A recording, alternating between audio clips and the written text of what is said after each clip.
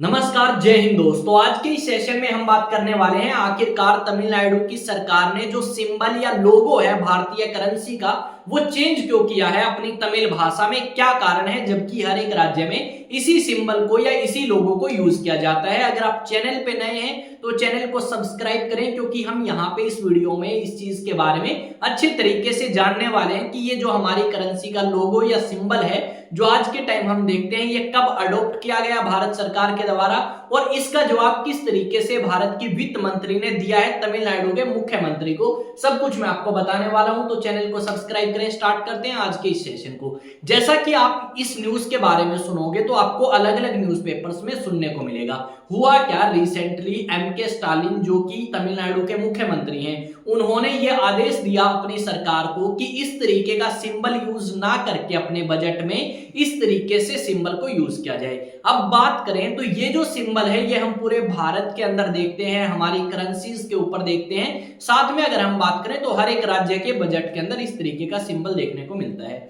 अब इस तरीके के सिंबल की अगर बात करें तो इस सिंबल को आपका अडॉप्ट किया गया था यूपीए की सरकार के द्वारा 2010 के अंदर।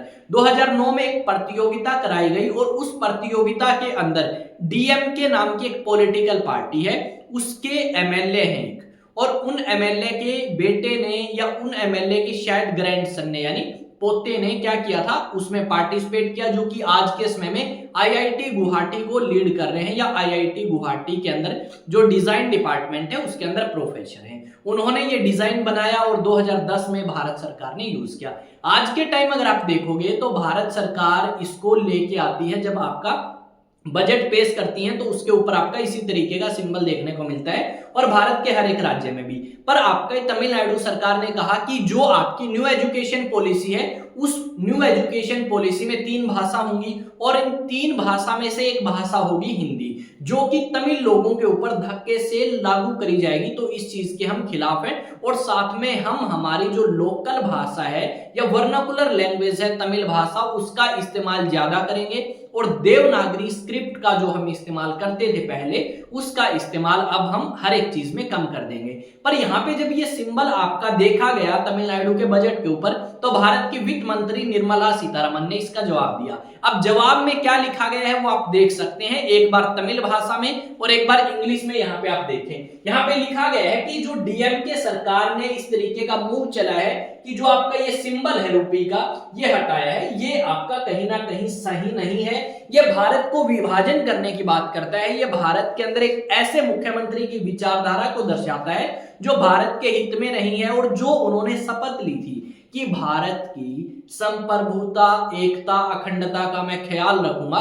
तो कहीं ना कहीं ये अखंडता भंग करने की कोशिश जो है वो तमिलनाडु के मुख्यमंत्री आपके एमके स्टालिन के द्वारा करी गई है, इस तरीके से आप कह सकते हो। यहाँ पे अगर आप देखोगे तो इन्होंने ये बात कही है कि जब इस सिंबल को या इस लोगो को 2010 में स्वीकार किया था यूपीए सरकार के द्वारा तब तो आपने कोई कदम नहीं उठाया, ना कोई आवाज उठाई। पर आज अचानक 2025 यानी 15 साल बाद आपको क्या प्रॉब्लम हुई? इन्होंने कहा कि 2010 में आप कांग्रेस सरकार के सहयोगी थे, कांग्रेस सरकार के अंदर आपने गठबंधन करके वहां पे उनकी सरकार बनवाई थी, इस करके आपने कोई आवाज नहीं उठाई और आज आप आवाज उठा रहे हो कि हम तो सिंबल जो है वो चेंज करेंगे। तो कहीं ना कहीं अगर आप देखोगे तो दुनिया भर के अंदर हर एक कंट्री का एक सिंबल होता है करेंसी का, जैसे यूएस डॉलर का देखा होगा आपने, पाउंड का देखा होगा, यूरो का देखा होगा, अलग अलग करेंसीज हैं और उनके अलग अलग सिंबल हैं। अगर आप ये सिंबल कहीं भी देखोगे दुनिया भर के अंदर तो इसका मतलब क्या है, आप भारतीय करेंसी की बात कर रहे हो।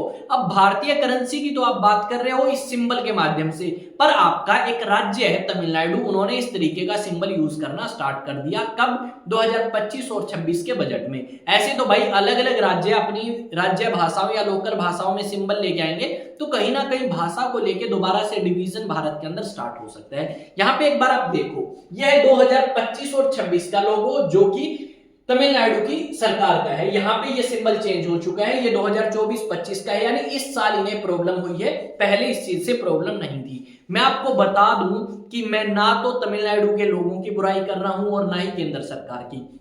कहीं ना कहीं केंद्र सरकार का जवाब भी सही है कि भाई देखो, अगर आपको प्रॉब्लम थी तो आपको उस समय बोलना चाहिए था, अगर आपको अब प्रॉब्लम है तो कहीं ना कहीं आप इस तरीके की चीजें यूज करके क्या करना चाहते हो, इस तरीके की चीजें यूज करके आप भारत की अखंडता और एकता को नुकसान पहुंचा रहे हो। डेफिनेटली देखो, आज तो तमिलनाडु की सरकार ने एक कदम उठाया, कल केरला की, परसों कर्नाटक की, फिर आंध्र प्रदेश, फिर तेलंगाना, फिर छत्तीसगढ़, मध्य प्रदेश। इस तरीके से देखो भारत के हर एक राज्य के अंदर इस तरीके का बंटवारा जो है वो हमें देखने को मिल सकता है भाषा को लेके।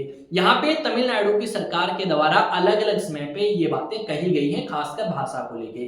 जब से न्यू एजुकेशन पॉलिसी की बात हुई है उस टाइम भी और उससे पहले भी, यहाँ पे 22 मार्च 2025 को एक 7 राज्यों के मुख्यमंत्रियों को आमंत्रित किया गया है तमिलनाडु के अंदर, और ये कहा गया है कि ये जो डीलिमिटेशन कमीशन 2026 में आएगा इसको अगले 30 सालों तक रोको, क्योंकि इनका मानना यह है कि अगर डीलिमिटेशन कमीशन आता है, डीलिमिटेशन कमीशन का मतलब है भाई आपके राज्यों के अंदर कितनी सीट्स होंगी लोकसभा में, कितनी राज्यसभा में, कितनी विधानसभा और विधान परिषद में, वो दोबारा से डिसाइड करी जाती है जनसंख्या के आधार पे। जिस राज्य में जितनी जनसंख्या होगी उस हिसाब से सीटों की संख्या जो है वो आपकी बढ़ सकती है। जैसे अगर हम बात करें तो यहाँ पे तमिलनाडु, केरला, कर्नाटक, इन राज्यों का मानना है कि हमने पॉपुलेशन कंट्रोल किया है और हमारे यहाँ पे पॉपुलेशन कम मिलेगी और राज्यों के कंपैरिजन में, तो इससे क्या होगा, हमारा जो रिप्रेजेंटेशन है लोकसभा के अंदर और राज्यसभा के अंदर वो कम होगा।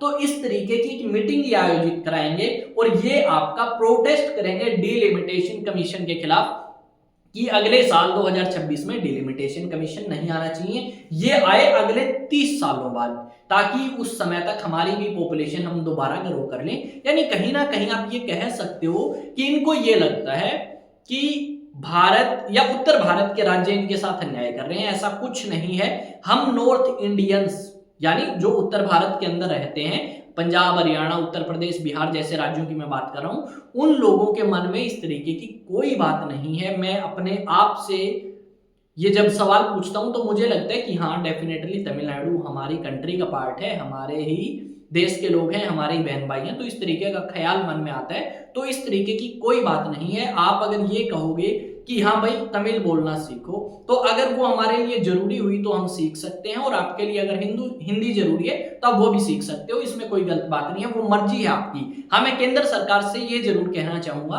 कि केंद्र सरकार जो है वो किसी के ऊपर भी कोई भाषा एनफोर्स ना करे धक्के से, यानी धक्के से लागू ना करे कि तमिलनाडु के अंदर हिंदी कंपलसरी होगी, पंजाबी कंपलसरी होगी, मराठी ना, भाई कोई नहीं। आप जिस भाषा में शिक्षा लेना चाहें शिक्षा ले सकते हैं। सबसे जरूरी ये है कि हम में शिक्षित होना है, ना कि इस तरीके से डिवाइड की भाई भाषा को लेके। आई थिंक चीजें आपको समझ आई हैं। केंद्र सरकार ने भी नाराजगी जताई है, साथ में और राज्य भी नाराजगी जता सकते हैं, हम जैसे लोग भी जता सकते हैं, पर यहाँ पे यही कहेंगे कि हम सभी को यूनाइट होकर इकट्ठा होकर रहना चाहिए, चाहे वो नॉर्थ स्टेट्स हो, नॉर्दर्न उत्तर भारत की, चाहे आपकी दक्षिण भारत की स्टेट हो, हम सभी एक हैं। हमारा कहीं ना कहीं कल्चर या स्टार्टिंग ओरिजिन एक है। तो मिलेंगे एक नए सेशन में, एक नई न्यूज।